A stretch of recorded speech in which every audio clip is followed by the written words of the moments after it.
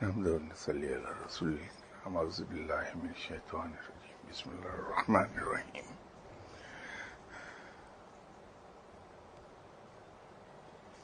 یہ کچھ سوالات ہیں جو مجھے دیے گئے ہیں.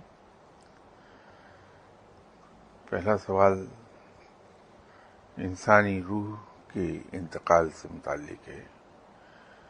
انسانی روح دنیا سے انتقال کے وقت اس جسم کو چھوڑ دیتی ہے تو قیامت میں دوبارہ اٹھنے کے درمیان کے وقفے میں اس کو کوئی اور جسم ملتا ہے. ارشاد باری تعالیٰ ہے، رب تعالیٰ نے آپ صلی اللہ علیہ وسلم کو مخاطب کر کے فرمایا تھا کہ لوگ تم سے روح کے بارے میں سوال کرتے ہیں تو اے پیغمبر کہہ دیجئے کہ روح میرا امر ہے. یہاں مختلف نشستوں میں روح کے بارے میں ذکر ہوتا رہا. روح پر سیر حاصل گفتگو بھی ہوئی. جیسے میں نے عرض کیا اس گفتگو کے دوران کہ روح اللہ کے نور سے لیے گئے حصے میں سے فردر ایک حصہ ہے، تو نور کا حصہ بھی نور ہوتا ہے. تو روح بذات خود ایک نور ہے.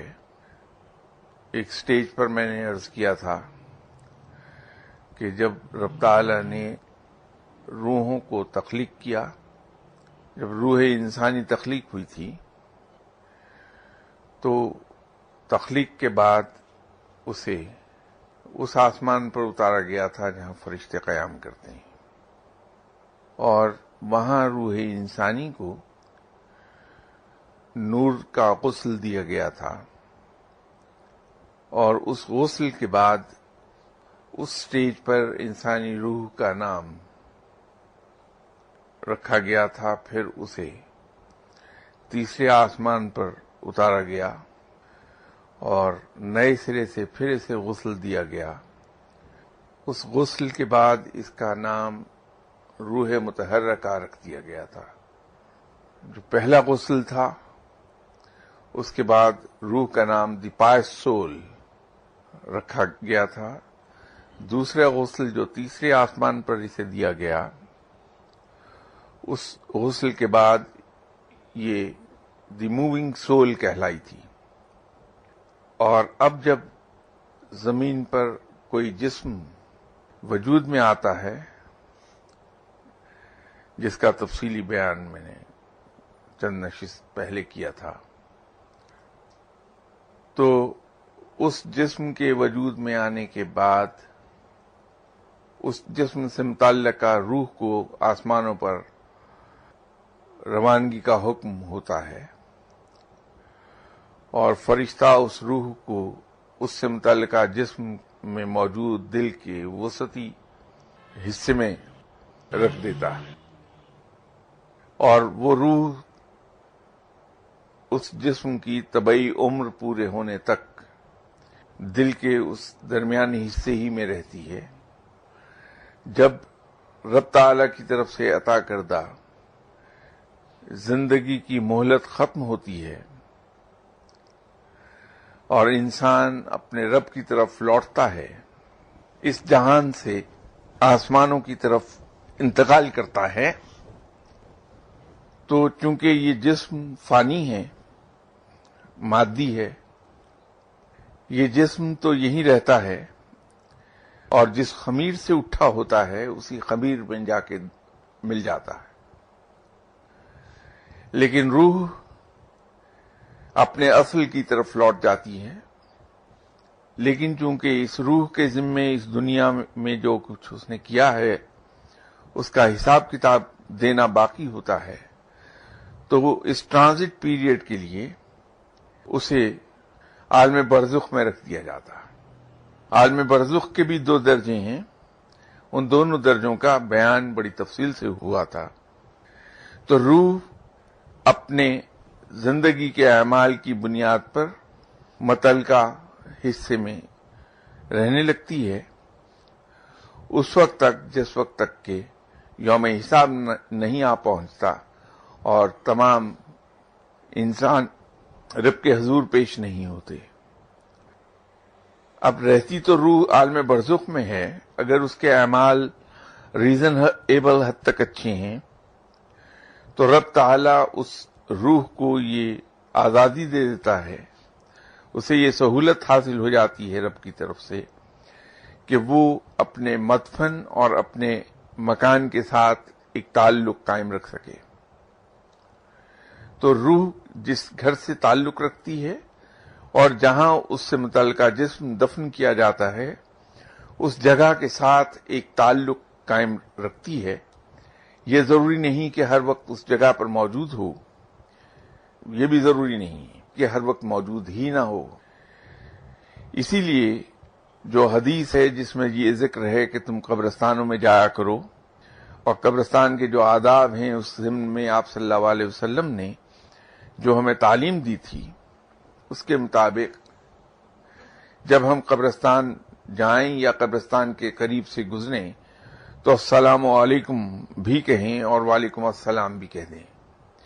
اس کے پیچھے حکمت یہی ہے کہ ایک عام انسان جسے کشف القبور حاصل نہیں ہے اس کو یہ معلوم نہیں ہو سکتا کہ اس وقت وہ روح اس قبر میں موجود ہے یا نہیں ہے. لیکن چونکہ سلام کا جواب دینا ہم پر فرض ہے تو سلام کا جواب ضائع نہ جائے کہ اس سلام کا جو ہم نے کیا ہے کہ السلام علیکم یا اہل القبور وہ ضائع نہ جائے، اس کا جواب دیا جائے. اور اگر روح موجود نہیں تو جواب نہیں آئے گا تو اس کو وعلیکم السلام بھی ہم خود کہتے ہیں کہ اگر روحیں موجود ہیں تو جواب آ جائے گا گرچہ ہمیں سنائی نہیں دے گا. لیکن اگر موجود نہیں ہے تو ہم سلام کو ضائع نہ ہونے دیں، اس کا جواب بھی خود ہی ہم دے دیتے ہیں. یہ تعلق تو قائم رہتا ہے، لیکن اس جہان سے جانے کے بعد سے لے کے یوم حساب تک اسے کوئی جسم نیا عطا نہیں کیا جاتا. یہ جو جسم ہمارا مادی جسم جو ہمیں حاصل ہے اس دنیا میں رہتے ہوئے زندگی میں، اسی کا ایک مرر امیج اوپر آسمانوں پر موجود ہے ہمارا، جسے روحانی جسم بھی ہم کہہ سکتے ہیں. جس طرح کے دنیاوی خوراک جو کچھ ہم کھاتے ہیں یہاں وہ اس جسم کی خوراک ہے. یہ جسم اس خوراک پر پلتا ہے، پھولتا ہے، بڑھتا ہے. اسی طرح وہ جسم جو اس کا میں نے کہا کہ روحانی جسم کہہ لیجئے، لیکن اس کی صحیح جو اصطلاح ہے وہ ہے جسم مثالی.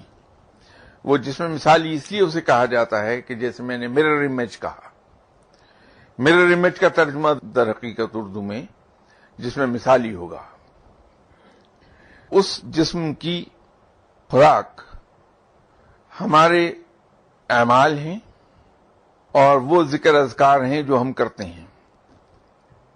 جس طرح سے آپ سب کو معلوم ہے کہ 4 ہیں بنیادی عناصر،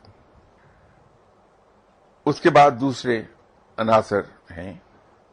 اسی طرح ذکر اذکار جو ہیں ان کی بھی بنیادی عنصر ہیں یا تاثیر ہے، جو بھی آپ کہنا چاہیں. ہر روح کی ایک کیمسٹری ہے، ہر جسم کی ایک باڈی کیمسٹری ہے. اس کا ایک بنیادی عنصر ہے کہ کس بنیادی عنصر سے وہ تعلق رکھتی ہے، ہوا سے، آگ سے، پانی سے، مٹی سے. جب ہم ایسا ذکر کرتے ہیں جو ہماری روح اور ہماری جسم کی کیمسٹری سے مطابقت رکھتا ہے تو ہمارا جسم مثالی پھلتا پھولتا ہے، بڑھتا ہے. ہمارے اعمال نیک ہیں تو ہماری روح میں بالیدگی پیدا ہوتی ہے. روح کی بالیدگی یا لطافت جو بڑھتی جاتی ہے ہماری روح کی پرواز بھی بڑھتی ہے. اسی طرح جو ہم موافق ذکر و اذکار کرتے ہیں تو ہمارا جسم مثالی صحت مند ہوتا ہے. جب ہم اس دنیا سے چلے جاتے ہیں تو ہمارے اعمال کا سلسلہ منقطع ہو جاتا ہے اور گناہ اور ثواب کا سلسلہ بھی یہی منقطع ہو جاتا ہے ہمارے ساتھ. تو روح کا مزید لطیف ہونا، وہ سلسلہ بھی وہیں کا وہیں رک جاتا ہے۔ اور اسی طرح ہمارا جسم فانی چونکہ مٹی میں چلا جاتا ہے، اس کا خوراک کا سلسلہ بند ہونے سے وہ گلنے سڑنے لگتا ہے، تو ایک وقت آتا ہے کہ وہ مٹی میں مٹی ہو جاتا ہے۔ قیامت کے روز حکم الہی کے تحت تمام انسان جی اٹھیں گے دوبارہ، اور حساب کتاب اللہ کے حضور دیں گے۔ پھر اس تمام پروسیس کے درمیان ہمیں کوئی نیا جسم عطا نہیں ہوگا۔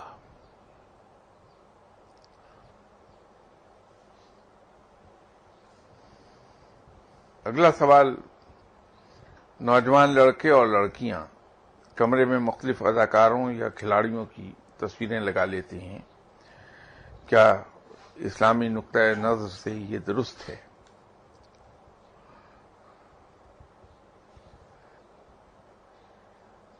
اسلام میں تصاویر کا لگانا مناسب نہیں ہے، اسی طرح اسٹیچوز بنانے کی ممانعت ہے، خواہ وہ یادگار کے طور پر کیوں نہ بنائے گئے ہوں۔ اس کی وجہ یہ ہے، اس میں حکمت یہ ہے اس حکم کے پیچھے، کہ جس وقت جزیرہ نما عرب میں اسلام انٹروڈیوس ہوا تو وہاں زیادہ تر قومیں بت پرست بستی تھیں، اور جزیرہ نما عرب کے جس حصے میں آپ صلی اللہ علیہ وسلم نے پہلی بار اللہ کا پیغام دیا، وہاں تو کلیتاً بت پرست تھے،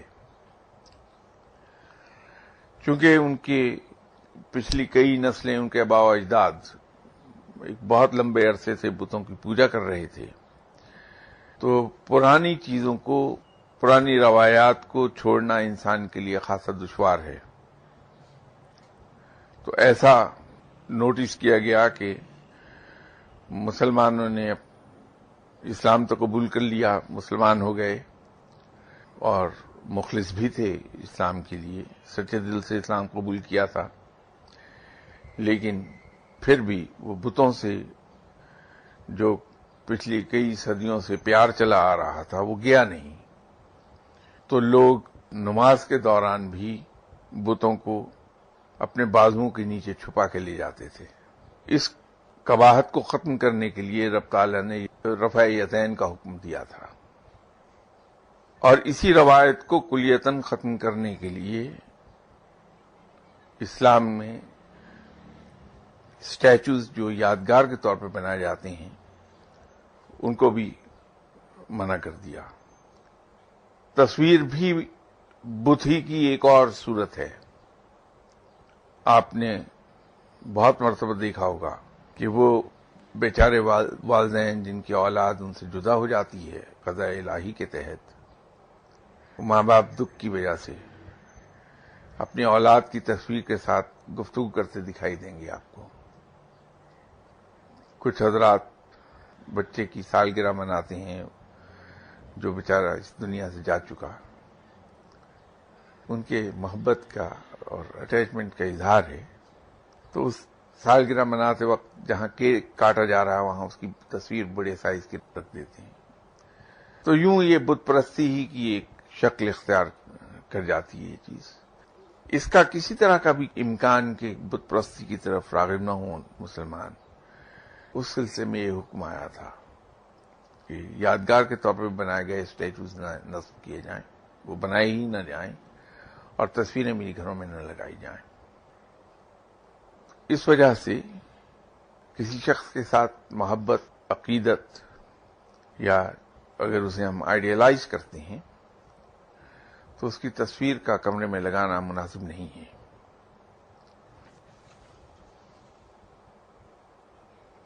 ایک اور سوال ہے کہ جب حضرت رابع بصری نے رتبہ فقر کی خواہش کی تو غیبی آواز آئی کہ فقر ہمارے قہر کے مترادف ہے، جس کو ہم نے صرف ان لوگوں کے لیے مخصوص کر دیا ہے جو ہماری بارگاہ سے اس طرح متصل ہو جاتے ہیں کہ سرموک فرق نہیں رہتا۔ پھر ہم انہیں لذت وصال سے محروم کر کے آتش فراق میں جھونک دیتے ہیں، لیکن اس کے باوجود ان پر کسی قسم کا حزن و ملال نہیں ہوتا، بلکہ وہ حصول قرب کے لیے اثر نو سرگرم ہو جاتے ہیں۔ تو کیا فقر وصال حق کی منزل کے قریب پہنچ کر پھر دور ہو جانے کا نام ہے؟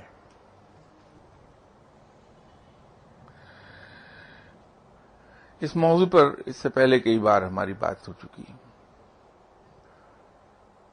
قصہ یہ ہے کہ کسی ملٹی سٹوری بلڈنگ کی 20ویں منزل کے بننے کے پروسیس کو ڈسکس کرنے کے لیے ضروری یہ ہوگا کہ ہمیں کسی بھی بلڈنگ بننے کا جو پروسیس ہے وہ بنیادوں کی کھدائی سے لے کے ٹاپ سٹوری بننے تک ہو۔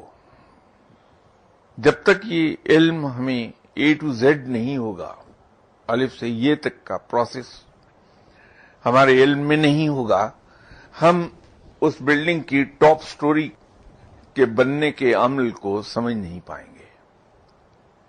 حضرت بی بی رابعہ بصری رحمت اللہ علیہ صاحب نے جب رتبہ فقر کا سوال رب کے حضور کیا تھا تو وہ خود ابھی اس بڑے مقام تک نہیں پہنچی تھی جہاں وہ پہنچ گئیں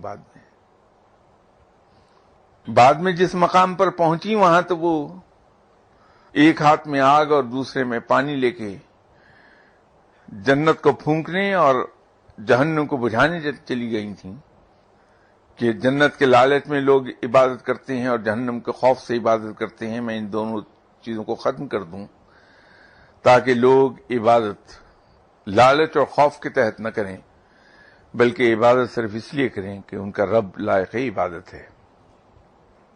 یہ مقام تو رتبہ فقر سے بہت آگے ہے، یہ کامل بندگی کی حد ہے جہاں پر حضرت بی بی رابعہ بصری جا پہنچی تھی۔ فقر یا رتبہ فقر تو حاصل ہی نہیں ہو سکتا جب تک کہ انسان ٹو سٹارٹ ود اللہ کے ڈوز اینڈ ڈو ناٹس کی لسٹ پر 100% عمل نہ کرے۔ ایسے ٹو سٹارٹ ود اس راہ اور اس منزل کا نقطۂ آغاز ہی ڈوز اینڈ ڈو ناٹس کی لسٹ پر 100% عمل ہے۔ پھر اس سے آگے جب انسان ڈوز اینڈ ڈو ناٹس کی لسٹ پر 100% عمل کرتا ہے تو اس کے بعد دوسرا قدم اس کا اسے وہاں لے جائے گا جہاں پر انسان کا ارادہ، اس کی خواہشات، اس کی تمنائیں، اس کے پلانز تمام کے تمام اللہ کے ارادوں کے ماتحت ہو جائیں گے۔ اس کو اردو میں رضا الہی کہتے ہیں کہ جب کوئی شخص اللہ کی رضا میں راضی ہو جائے تو وہ دوسرا مقام آ گیا اس کا۔ اور پھر جب کوئی شخص مجاہدہ کرنے لگے اور اللہ کی یاد میں گم ہو جائے تو یہ تیسرا مقام آ گیا، تیسرا قدم آ گیا رادر۔ اور جب وہ یہ چوتھا قدم اٹھا لے کہ جہاں اس کے دل اور دماغ دونوں سے ایک آواز اٹھنے لگے کہ بس تو ہی تو ہے، میں کچھ نہیں، تو سمجھ لیجئے کہ وہ فقر کے مقام تک جا پہنچا،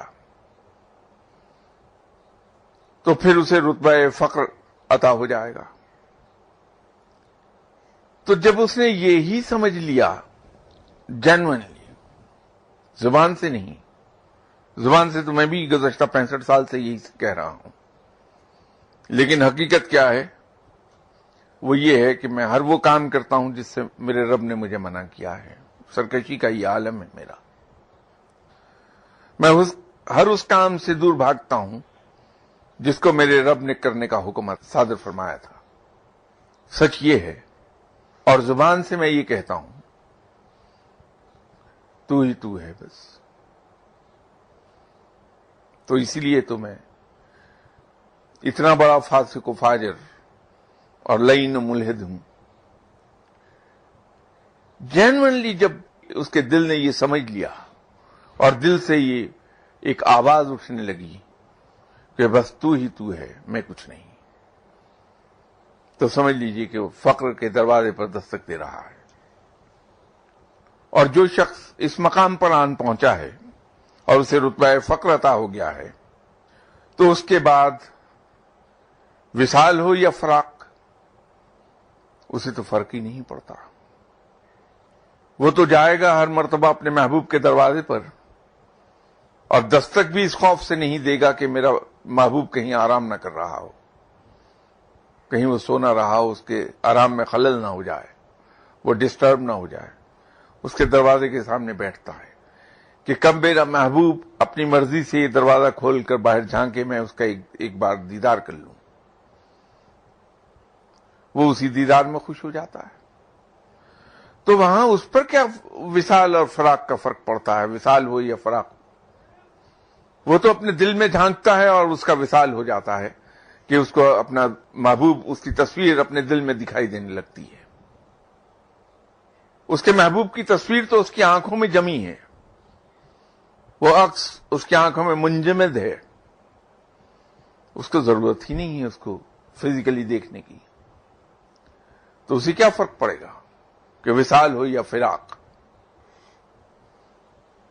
تو فقر کی تمام راہ جو ہے جہاں سے گزرتا ہوا بندہ چلا آتا ہے اور فقر کے مقام پر پہنچتا ہے، تو وہاں حضرت بی بی رابعہ بصری رحمۃ اللہ علیہ کی اس خواہش کے جواب میں وہ جو ندائے غیب آتی ہے، اس کو سمجھنے کے لیے تو یہ ضروری ہے کہ انسان اس تمام پروسیس کو، اس تمام راستے کی تفصیل کو جانتا ہو، اور صرف جاننے سے بھی کچھ نہیں ہوتا۔ جب تک انسان نے اسے ذاتی طور پہ پرسنلی ایکسپیرینس نہ کر لیا ہو، اس کی باریکیوں اور موشگافیوں سے واقف ہو ہی نہیں سکتا، اور جب تک کسی چیز کی باریکیوں اور موشگافیوں سے انسان واقف نہ ہو اسے سمجھ نہیں سکتا۔ تو یہ درست ہے کہ جب انسان رتبہ فقر پر فائز ہوتا ہے تو اسے جھٹکے لگتے ہیں۔ وہ جھٹکے یہ نہیں کہ کوئی الیکٹرک شاکس دیتا ہے اسے، لیکن وہ جھٹکے یہ ہوتے ہیں کہ انسان یہ سمجھتا ہے کہ میں اپنے رب کے قریب پہنچا، قربت کی تمام نشانیاں دیکھتا ہے، وہ ان کا انجوائے کرتا ہے۔ سڈنلی پتہ ہی چلتا ہے کہ قربت ہونا تو بڑی دور کی بات ہے، وہاں تو لامتناہی دوری ہو گئی ہے، اور وہ جھٹکا بڑا خوفناک ہوتا ہے۔ انسان کشف کا عادی ہو جاتا ہے، اور اگر کشف اختیاری حاصل ہے تو فقیر جب چاہتا ہے حالت کشف میں جاتا ہے، اس میں ڈوبتا ہے، سیر کرتا ہے عجابات الہی کی، سڈنلی معلوم ہوتا ہے کہ وہ کشف بند ہو گیا۔ اب فقیر کوشش کر رہا ہے کہ میں اس حالت کشف میں چلا جاؤں، وہاں کچھ بھی نہیں، ایک لامنتہی گھپ اندھیرا ملتا ہے پڑھائی کے جواب میں، اس میں دکھائی کچھ نہیں دیتا، pitch dark, total black out ہوتا ہے بندہ۔ پہلے انسان مزے لوٹتا ہے اس بات کے کہ دعا کرتا ہے، رب تعالیٰ اس دعا کو فوری طور پہ قبول فرما لیتا ہے، تو اندر سے ایک خوشی کا احساس، یہ نہیں کہ میری دعا قبول ہو گئی، وہ تو تکبر ہے، اس کے اندر ایک عجیب سی خوشی کا احساس ہوتا ہے کہ میرے رب نے مجھے سینے سے لگایا ہوا ہے، کہ وہ میری بات سنتا ہے، اسے پوری کر دیتا ہے، میں اس کا لاڈلا ہوں، یہ ایک احساس اور خوشی ہوتی ہے۔ آل آف اے سڈن تجربہ یہ ہوتا ہے کہ جو دعا کی اس کا نتیجہ، اس کا 180 ڈگریز اپوزٹ آیا، جو اللہ سے فرمائش کی اس کے الٹ، اس کے برعکس نتیجہ نکلا۔ تو انسان سر سے پاؤں تک کانپنے لگتا ہے کہ کیا ہوا، یہ مجھ سے کہاں کوتاہی ہو گئی، میں رب سے اتنا دور کیوں ہو گیا۔ عام طور پر 3 دن کے بعد کیفیات پھر لوٹ آتی ہیں. پھر انسان حالت کشف میں جانے کے لیے اللہ کو یاد کرتا ہے، فوری طور پر کشف میں داخل ہو جاتا ہے، حالت کشف میں داخل ہوتا ہے. اللہ کے حضور دعا کرتا ہے، دعا قبول ہوتی ہے. پھر چلتے چلتے ایسا جھٹکا لگ جاتا ہے اچانک، بعض کا 7 دن کے لیے جھٹکا لگتا ہے. وہ ایسا نہیں کہ رب سزا دے رہا ہے، بالکل نہیں. رب تو بڑا مہربان ہے، وہ تو سزا دیتا ہی نہیں. وہ تو اتنا بڑا ہے کہ میں یہ کہتا ہوں کہ ہمارا کوئی گناہ اس کی رحمت کے قریب نہیں پہنچتا کہ وہ اس کو معاف نہ کرے. تمام گناہ ہمارے اس کے رحمت کے احاطے میں آ جاتے ہیں. وہ اتنا بڑا غفور رحیم اور معاف کرنے والا ہے. سزا نہیں دیتا رب. یہ میرا ایمان ہے اپنے رب کے بارے میں. میں اپنے رب کو اتنا رحیم و کریم سمجھتا ہوں کہ میں کسی طور یہ یقین نہیں کر سکتا کہ میرا رب کسی وقت مجھے سزا دے دے گا، کیونکہ یہ اس کی شان کریمی ہے کہ معاف کر دیتا ہے. مجھ جیسے بے انداز قسم کا غلیظ شخص اور خبیث آدمی ہوں میں، تو اگر وہ مجھ جیسے انسان کو سینے سے لگاتا ہے تو نیکوں کو تو معلوم نہیں کیا کرتا ہوگا. در حقیقت یہ بھی اس کی ایک رحمت ہے انسان پر کہ یہ ایسے جھٹکے دے دیتا ہے. یہ جو وصال سے حالت فراق میں لے جاتا ہے، پھر حالت فراق سے حالت وصال میں لے جاتا ہے، یہ بھی اس کی رحمت کا ایک رنگ ہے. اگر ہمیشہ یہ ہوتا رہے کہ انسان جب چاہے حالت کشف میں جا کر جو چاہے دیکھ لے، جو دعا کرے وہ قبول ہو جائے، تو انسان میں تکبر آنے لگتا ہے اور اس کی زبان سے یہ الفاظ ادا ہونے لگتے ہیں، میں ابھی دعا کرتا ہوں قبول ہو جائے گی. یہ تکبر ہے. رب اتنا بڑا ہے کہ ہم اسے فور گرانٹیڈ نہیں لے سکتے کبھی. خدائی اس کی ہے، قدرت اس کی ہے. ہم عاجزانہ درخواست کر سکتے ہیں رب کے حضور. تو وہ ہمیں جھنجھوڑ دیتا ہے کہ تم میری تمام تر دوستی کے باوجود رہو گے میرے بندے، حقیر بندے، ایسے عاجز بندے جن کے اختیار میں کچھ نہیں. چاہے تم میری دوستی کے کسی مقام پر چلے جاؤ، ہو تم میرے حقیر بندے. تو انسان کو وہ جھٹکا پھر تکبر سے عجز کی طرف لے جاتا ہے.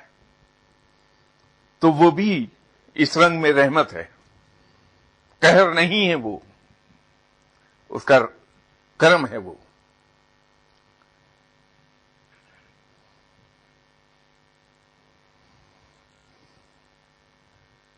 ایک اور سوال ہے،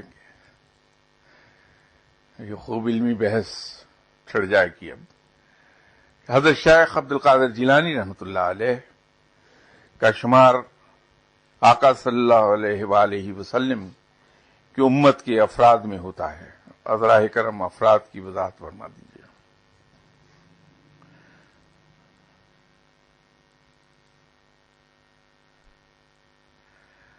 امتی تو ہم سب ہیں. ہر وہ آدمی جو رب کو ایک جانتا ہے، آپ صلی اللہ علیہ وسلم کو رب تعالی کا سچا اور آخری رسول مانتا ہے، قرآن پاک کو کتاب الہی مانتا ہے، وہ آپ صلی اللہ علیہ وسلم کا امتی ہے. بات یہ ہے کہ روحانیت میں ایکسپریشنز ہمارے 2 جگہوں سے بہت زیادہ آئے. 90% ایکسپریشنز عربی سے ہیں اور باقی 10% ایکسپریشنز فارسی ہیں. اس کی وجہ یہ ہوئی کہ ولایت گرچہ کچھ مخصوص لوگوں کی میراث نہیں ہے. جس شخص نے بھی اللہ کی بندگی کی، آپ صلی اللہ علیہ وسلم سے سچا پیار کیا اور ایک خاص طرز زندگی اور اسلوب زندگی اپنا لیا، بلکہ اس کی وضاحت مجھے کر دینی چاہیے تاکہ ہم اس قصے میں نہ پڑ جائیں کہ وہ خاص طرز زندگی اور اسلوب زندگی کیا چیز ہے. ہر وہ شخص جس نے وہ خاص طرز زندگی اس انداز کا کہ اس نے اپنے اخلاق آپ صلی اللہ علیہ وسلم کی سنت کے تحت کر لیے.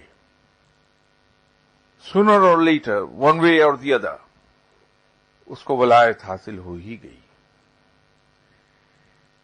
اس میں کوئی شک نہیں کہ میراث کسی ایک مخصوص طبقے کی نہیں ہے، لیکن سما اور دی ادر ہوا یہ ہے کہ اولیاء کرام میں ایک بڑی اکثریت ان لوگوں کی ہوئی جن کا تعلق اہل بیت سے تھا، ان کی اولاد سے تھے. اس کی وجہ کوئی اور نہیں نظر آتی مجھے، سوائے اس کے کہ چونکہ اہل بیت کی تربیت آپ صلی اللہ علیہ وسلم کے دست مبارک سے ہوئی تھی، بہت زیادہ قربت رہی آپ صلی اللہ علیہ وسلم سے، اور اس سے بھی زیادہ ایک ایڈوانٹیج اہل بیت کو یہ رہا کہ کچھ چیزیں جینیٹکلی ٹرانسفر ہوتی ہیں انسان میں. تو اہل بیت کے جینز میں کچھ وصف آ گئے، اور وہ وصف اللہ کے نزدیک خاص پسندیدہ ہیں. تو اس وجہ سے اولیاء کرام کی ایک بڑی اکثریت اہل بیت کے خاندان سے، ان کی اولاد سے تعلق رکھتی ہے.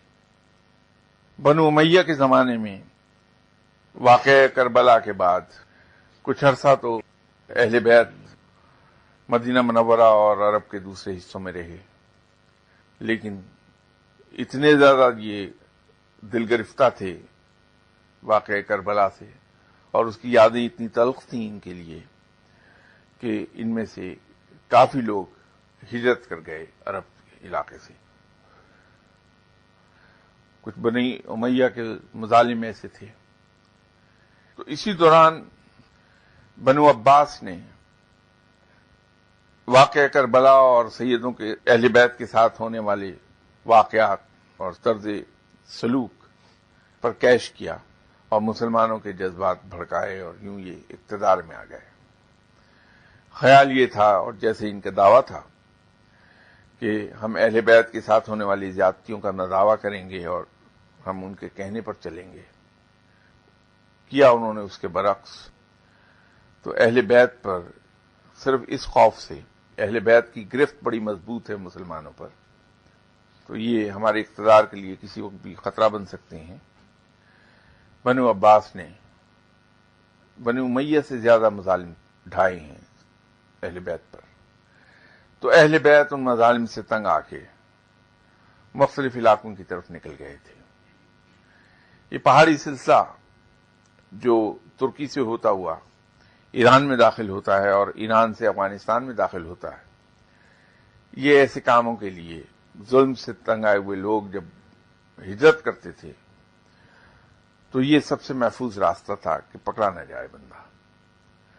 تو عام طور پر ہجرت انہی راستوں سے ہوئی، ان پہاڑوں کے اندر سے. دشوار گزار راستے ہیں، اور یہی وجہ ہے کہ آج ہمیں اولیاء کرام کی بڑی تعداد جن کا تعلق اہل بیت کی اولاد سے ہے، ان کا اوریجن ایران اور افغانستان دکھائی دیتا ہے.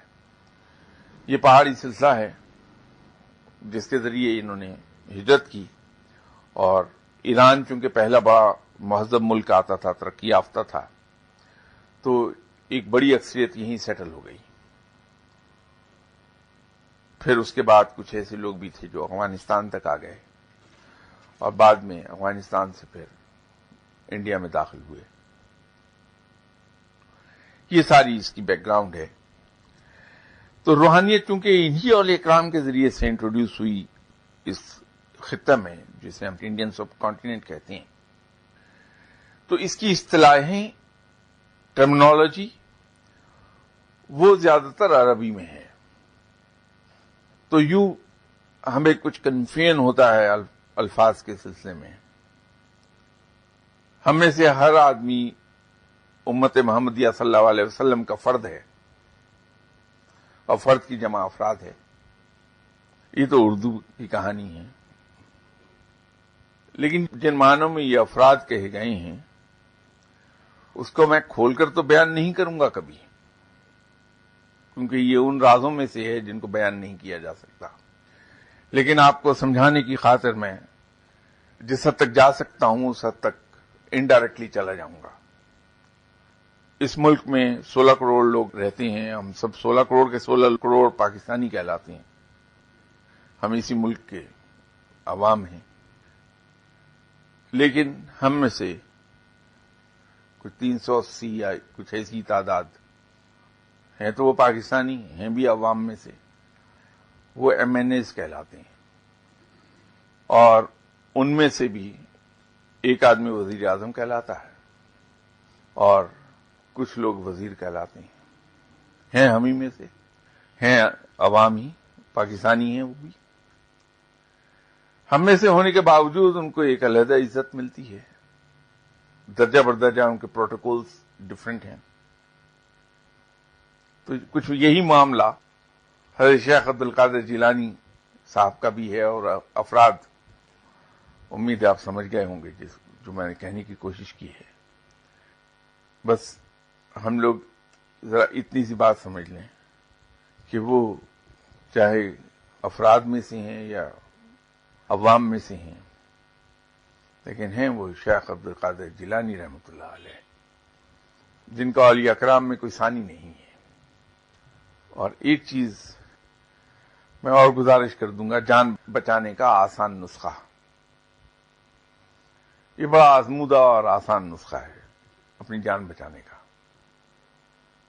اگر کوئی مجھ سے یہ پوچھے کہ فلاں نیورو سرجن کیسا ہے، میں اس پہ کامنٹ نہیں کر سکتا، کیونکہ میں نیورو سرجری کی ABC بھی نہیں پڑھا ہوا۔ تو بجائے اس کے کہ میں کامنٹ کر دوں کہ جی فلاں نیورو سرجن جو ہیں وہ تو ایسی بیکار ہیں، ان کو کیا پتا نیورو سرجری کیا ہوتی، تو کل کو مجھ سے سوال کر لیا جائے کہ بھائی تم نیورو سرجری کو جانتے ہو کیا ہوتی ہے، تو میں پھنس جاؤں گا۔ کسی بھی انسان کی سکلز کے بارے میں کامنٹ کرنے کے لیے ضروری ہے کہ میں اس سے بڑا پروفیشنل ہوں، پروفیشنلی میں اس کام کو اس سے کہیں زیادہ جانتا ہوں، پھر میں کامنٹ کر سکتا ہوں۔ تو اگر مجھے کچھ معلوم ہی نہیں، میں اسکول کا منہ ہی نہیں دیکھ سکا اور ساری عمر میں سڑک کے کنارے کھڑا ہو کے گنڈیریاں بیچ رہا ہوں، تو میں کسی نیورو سرجن کے بارے میں کس طرح سے کامنٹ کر سکتا ہوں؟ تو پھر شرمندگی اٹھاؤں گا میں۔ تو یہ اتنے بڑے لوگ ہیں کہ مجھ جیسا لعین و ملحد ان کے بارے میں کیا جانے گا؟ تو میں ان کو انڈر ڈسکشن لا کے اپنی شامت کو آواز کیا دوں؟ کیا یہ بہتر نہیں کہ میں کہہ دوں کہ بھائی بادشاہوں کے معاملات تو بادشاہ ہی جانتے ہیں، مجھے کیا معلوم کہ یہ کیا ہے؟ یوں جان بچ جائے گی، بڑا آسان نسخہ ہے۔ ورنہ ہم کمپیرزن ڈرا کریں گے، دو بڑے اولیاء کرام کے درمیان پھنس ہم جائیں گے، وہ تو وہیں کے وہیں رہیں گے۔ یاد رکھیے، دو ہاتھیوں کی لڑائی میں ہمیشہ گھاس کچلی جاتی ہے،